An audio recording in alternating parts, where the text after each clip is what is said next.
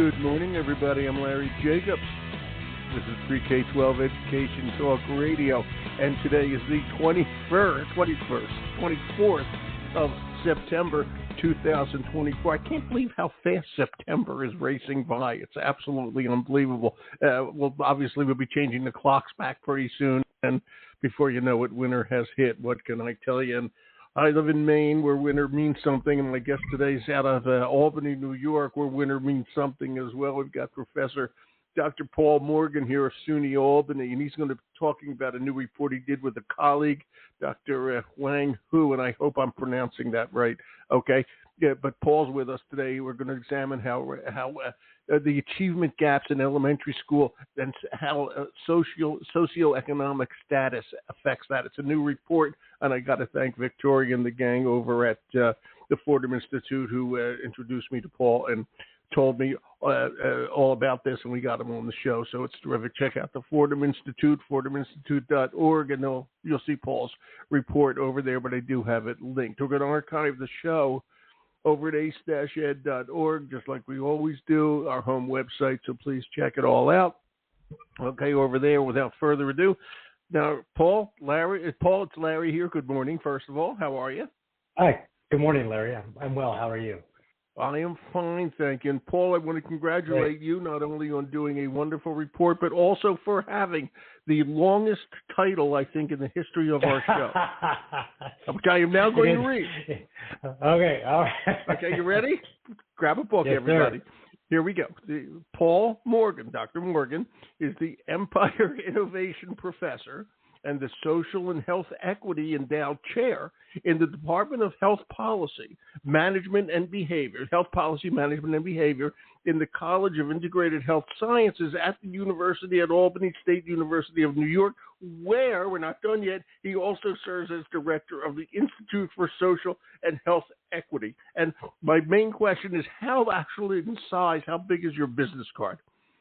How do you do it? It takes a little cutting. It is a long title, and I apologize. I do try to get it all in, but it's a mouthful. Want to do it again? No, we're not going to do it again. No. Okay. He teaches at SUNY Albany. He does a damn good job, and that's what we need to know. And he just did a report examining race and ethnicity, social class, and achievement gaps in U.S. elementary schools, basically socioeconomic status, and how that affects kids in elementary school. And it's an achievement gap, and we're talking here mostly, I think, about Black and Latino students that have this achievement gap in the early years. Am I correct, Paul? Yeah, that's right. Yes, sir. It's scary and sad at this late stage of things. We're in 2024. I want to remind everybody about that. And it's not good, and we have to do something about it. And you have some suggestions at the end of the report. We're going to go over those as well. And please tell me who your colleague was. Okay, I hope I didn't mispronounce his name. Yeah, understood. Eric Hu, who's a postdoctoral associate here. Yes, sir. Okay. Does he have his doctorate yet, or? Yes, he does. He does. Okay. Congratulations, Eric. Good job. From where? From Penn State. Where I met my wife. There you go. Hey, all right. The Nittany Lioness, okay, and me, okay, yeah. So back then it just started. The state hadn't been invented yet; it was still a colony, but we did meet at that point. Okay. It was a long time ago. So I have to ask Paul. This is going to be a silly thing, but we kind of know there's already an achievement gap. Okay, everybody kind of knows that, and it's not good. Okay, but it's kind of intrinsic these days. We just know it. And when you sit down to do a study like this, what are you hoping to show? Okay, because we know the achievement gap is there, and when you look into it deeper, what have we learned that we didn't know before? Maybe that's a good way to put it. Sure. So, yeah, you're absolutely correct. There have been other studies. Ours is not the first to examine achievement gaps. And, broadly what we know is the gaps are quite large.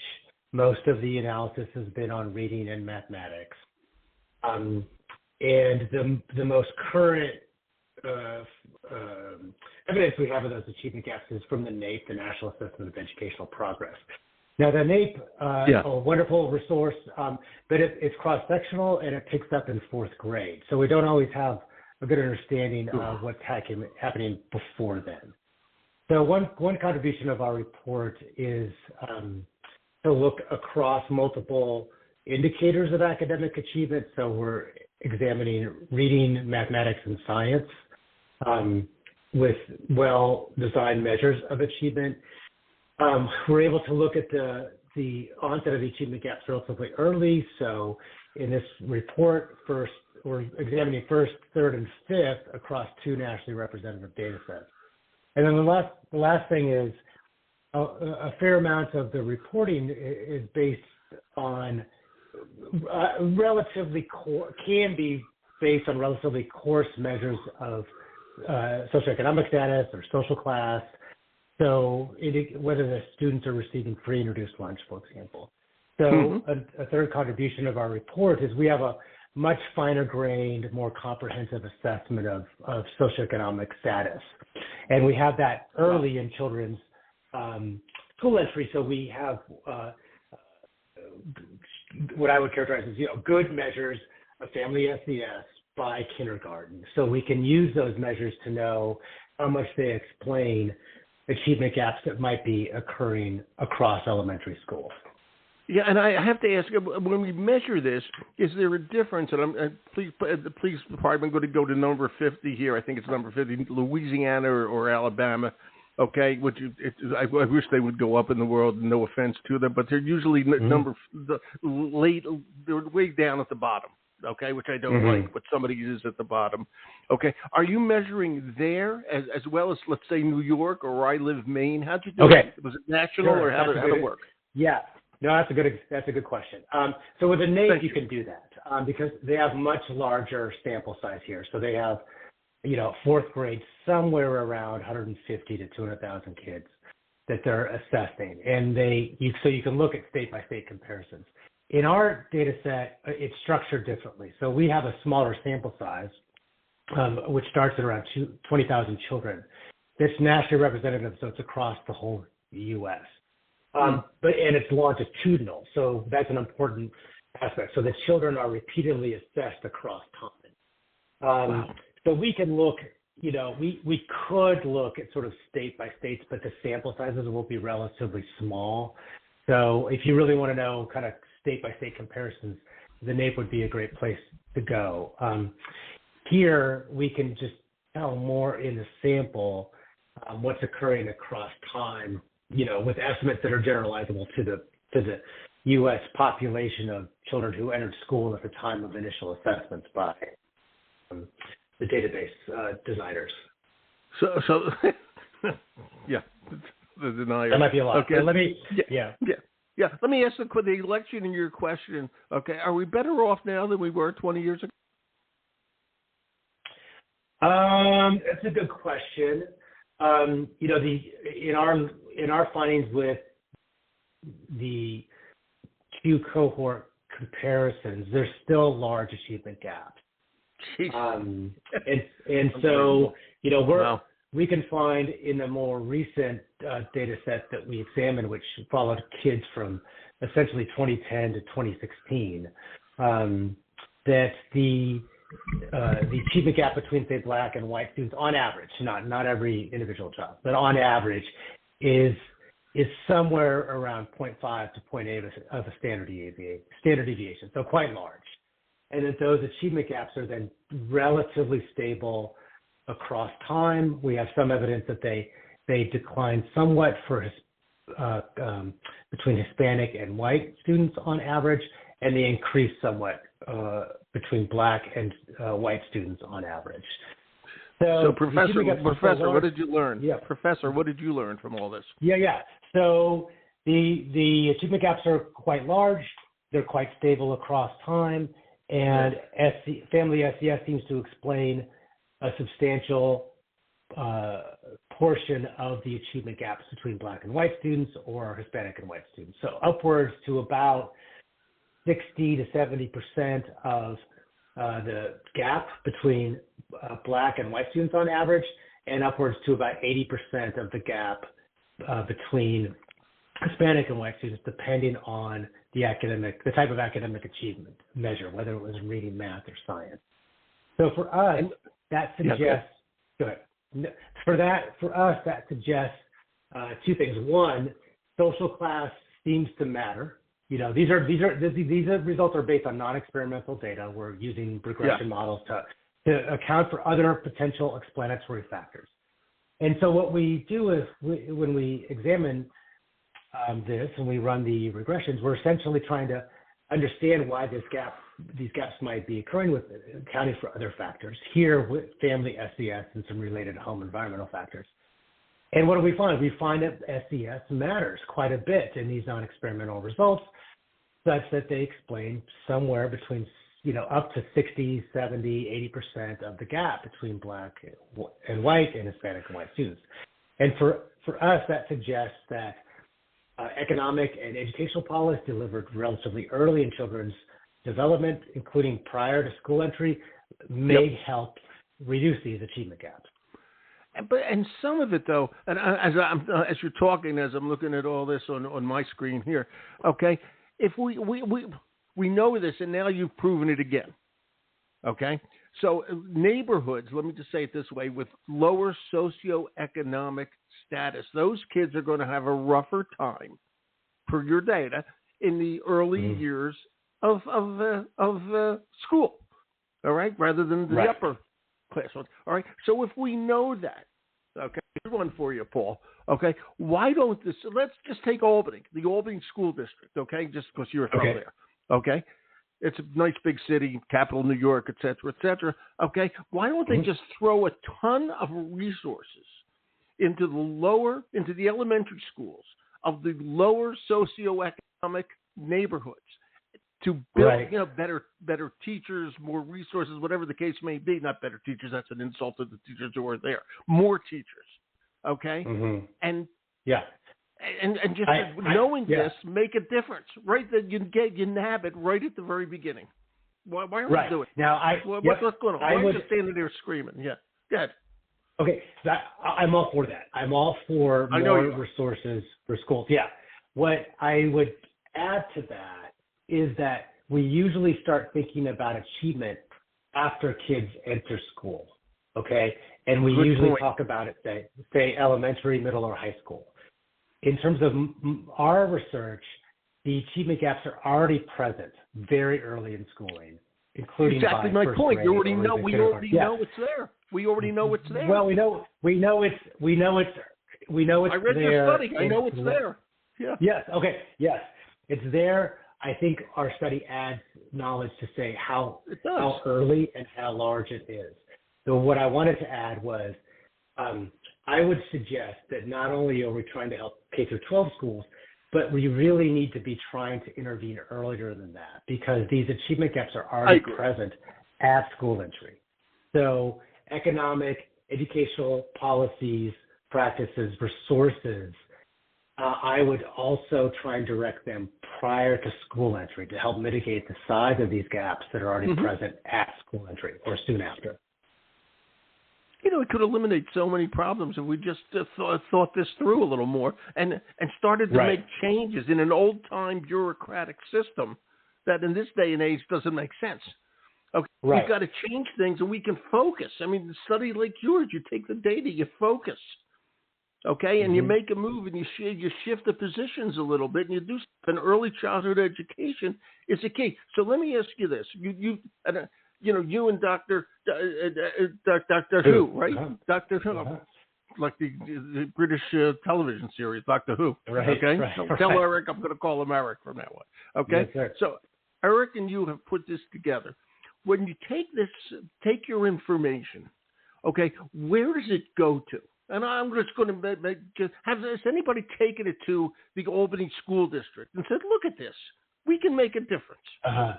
Okay, where do you want this information to land? Maybe that's what I'm asking. We're doing a good job here. We're trying. The Fordham Institute, they're trying. You're doing a great job, but it has to land somewhere. Where do you want it to land? Well, I think, all for getting the word out widely. And I know teachers work. I was a teacher. I was a special ed teacher. I know teachers work enormously good hard. For you. That means you're going to heaven. Yeah, All special ed teachers. Yeah. Hey, all right. Well, I'm very patient, right? Teachers work enormously hard. They're one part of the solution, okay? And there's a part of the solution when kids are in school. There are a lot of things that are happening in kids' lives that are outside of school, including the whole time period from birth until school entry at 5 or 6 years of age. And we should be focusing our efforts, from my perspective, in ways that helps us to nurture and sustain children's early cognitive and academic development, so that when they arrive at school, they're ready to thrive and benefit. And I'm all for additional supports in schooling. Those are hugely important. I would say, as an aside, a lot of the conversation around racial and ethnic disparities is focused, understandably so, on bias and discriminatory practices that may be happening in schools. And there is evidence that those do occur, including, as we've reported. Of course. But that's part of the puzzle. And the class-based explanations and the policies that might be the focus as a result of knowing that class is hugely important in understanding racial and ethnic achievement gaps sometimes gets lost in the conversation around schooling. So making sure that we're providing additional economic and educational supports to parents, including prior to school entry, I think is a big part of the solution to help narrow these achievement gaps. I mean, it has to be. And the other thing I want to say, which I always say, and, we're talking about lower socioeconomic status parents, people. And for whatever reason, that's the condition we're talking about. But let me make the point. You certainly know this, as everybody else who's listening does. These people are not stupid. These are not stupid people. They just have a lower socioeconomic status for whatever reason.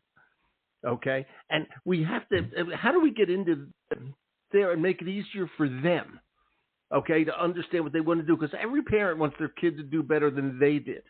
Absolutely. Okay. Absolutely. So yeah, absolutely. That's hard to do. But but I hate to say it, it boils down all the time to rest. Ken Burns always says it always boils down to race. I mean, what do we do? Yeah, a lot of it, I think, is class.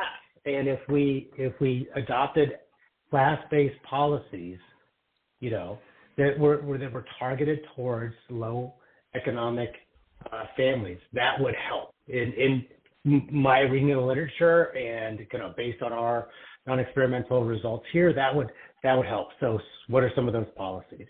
Earned income tax credit has been shown repeatedly to be of benefit. There's some conversation around cash transfers to families, helping families, low-income families access. Help them buy books. Yes. Providing high-quality early childhood experiences, including through childcare or preschool, to those families. And there's family partnerships, kind of models that are helping families understand the importance of conversation and storybook reading and early sort of academic experiences in kids' lives before they come to school. Those are, I think, all important. So, I would suggest sort of a multi-variable, multifactorial type of approach where we're trying to deliver multiple supports to lower income families. And I would add that, from my standpoint, those will end up having a net benefit to society. So, kids that come to school, they can't read, right? They drop out. They're more likely to be involved in the criminal justice system. They're more likely to struggle and be unemployed. Those services cost a lot of money for our society. They sure do. So if we can orient the service provision early to support children's academic and behavioral sort of thriving, I think over time that will be a net benefit to our society. I always say, look how much potential besides the cost, look how much potential we lose. I mean, we could have lost the person, the little girl or little boy who might have cured cancer. Okay? Right. Yeah, but there's a lot of talent lost. Yep. There is. because we never do it. And it's got to be. I got to ask you, when you and Eric sat down, what was it that made you go and do this survey? What was it? Yeah, I think it's a good question. I think a lot of the conversation, and understandably and rightly so, around racial ethnic differences in schooling, including around achievement, has been focused on the potential for bias and discriminatory practices, say through suspension or the way that teachers interact with students. And, there's been conversations in the educational research community about ensuring a more diversity in the teacher workforce because of some evidence indicating that teacher-student racial matching seems to be of benefit, particularly for Black students. There's been conversations around ethnic studies, curriculums, other cultural sensitive pedagogy. I think those are all, all have a potential role to play. But I think sometimes the focus has been on those sort of on the school side inputs, and of late, I think some of the non-school inputs around economic disadvantage and adversity has sometimes been, I think we're losing some of that conversation about how important that seems to be. And so what we try to do is clarify, okay, how important is social class and understanding these achievement gaps? And guess what? It turned out to be very important as an explanatory factor. So to me, that suggests that we should be orienting some of our conversation, not all, right? There is but we should also be considering class-based solutions as a way to help all students attending schools thrive. And it's interesting. Teaching and education for so long has been, I always say this, basically anecdotal. We kind of know this. Right. Okay. Right. But now in 2024, we have a lot of data like yours, this new stuff. We know also how children learn. We know obviously learning to know it, how neuroscience works, how learning works. Okay. And we take this data, okay, and good science would take that data and make changes. Okay.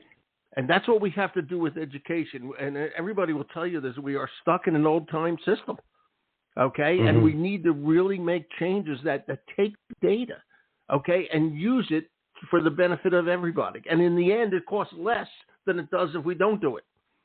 It's just so in so many ways it costs less. It's just ridiculous. That's why what you do to me is so incredibly important. It gives us the data you need to have it make sense. And well, thank you. You should walk into. You should go to see whatever. I can't remember the gentleman's name, the lady, the superintendent of Albany schools, and say, "Look what we got." Okay, look what I got. Did you ever go in there? Well, ever talk to him? Well, it's a good idea. It's walk a good idea. Across the street. Yeah, walk across the street. Okay. By the way, are you a professor? I know you're a professor of social and health equity, but are you an education professor? Where are you in this whole thing? So I was. What are you? Sure. I was at Penn State prior to arriving at SUNY Albany, where I was a professor in the Department of Education Policy Studies and had an affiliation with the demography program. But my focus has been on the children and students with disabilities. And as I came here, the College of Integrated Health Sciences seemed like a wonderful fit, including given the focus on students with disabilities and the emphasis on secondary data analysis in the school. So that's where I am now. But my work cuts across both sort of education and health fields. It certainly does, and obviously health and all that is so important. It just makes obvious sense. Absolutely. What you're doing. And the basic question as we leave, I'm going to ask you this. Yeah. Okay. So what's better, Happy Valley or Albany? Happy Valley versus the city of Albany. I like Albany a lot. I like Albany a lot. Albany is an amazing place, and I would say is an under the radar community. There's tons of stuff to do. We're close to New York City. We're close to the Adirondacks. Wonderful, friendly people. Amazing place. So, great people at Happy Valley. Albany is an amazing place. I had to ask. I'm sorry, being petty. Okay, all right. Yeah, I just got to ask. It is Happy Valley after all. State College, everybody. You didn't know that. Okay, but it's amazing. So what's the next step, Paul? Where do we go from here? Seriously, do you have all this information? So the next step. So what's going on? Right. So we're doing some additional analyses. One of the things we're interested in is much of the report is focused on average achievement gaps, and we're interested in other a study of other types of gaps. So for us, that's looking at sort of, quote, the high end of achievement, as well as, quote, the low end of achievement, particularly children who seem to be academically struggling, and how we might help those children. I will say just something that came to mind when we were talking just a moment about health. In health, there's been sort of a strong focus over, I don't know, 15 years, something like this, on what's called social determinants of health. And it's a recognition in the public health and the medical community that environmental type factors make a difference in terms of health conditions. And so, if you want to understand why children have asthma, what's taking place in their environment in terms of exposure to allergens or pollutants or something of this nature, we don't really focus too much in education on sort of, what might be characterized as the social determinants of education. What's happening really early in children's development that seems to relate to their later educational attainment, achievements, trajectories. And if we can start to understand that better, with these types of analyses, I think we'll have a better idea how we can equalize the playing field so all children are experiencing opportunity. Yeah, and we have to do it because these are public schools and we have to serve the entire public equally. Okay, that's right. And everybody needs to know this. Okay, it's that simple. Paul, you did a good job. This is terrific. I really appreciated all this. My pleasure. It's great stuff. My pleasure. Mine indeed. Thank you, Larry. Okay. Great to talk with you. Thank you. It's great to talk to you, too. You have a good day, and keep enjoying Albany. It is a good place. I know it well. Yes. Okay? Come visit sometime. All right. Thank you, sir. Thank you, Paul. Bye-bye. Take care. Bye-bye. What a good guy. Hey, that's Paul Morgan, Dr. Paul Morgan. I won't go over his whole title here, okay, but he's at SUNY Albany. And this report is really cool, and I have it linked, but it's at the FordhamInstitute.org. Okay, and go over there and check it all out. But this is important stuff, and we have to, as I say, once we have the data, we got to use the data, okay, and make changes, and that's what this is all about. So thank you, Paul, and thank you, Eric, who couldn't be with us today. Eric who, but I appreciate all the work you put into this. Okay, we're going to archive the show at ace-ed.org. Check it all out, all right, and thanks for listening. Everybody have a great day, and I'll talk to you again soon. My name's Larry Jacobs.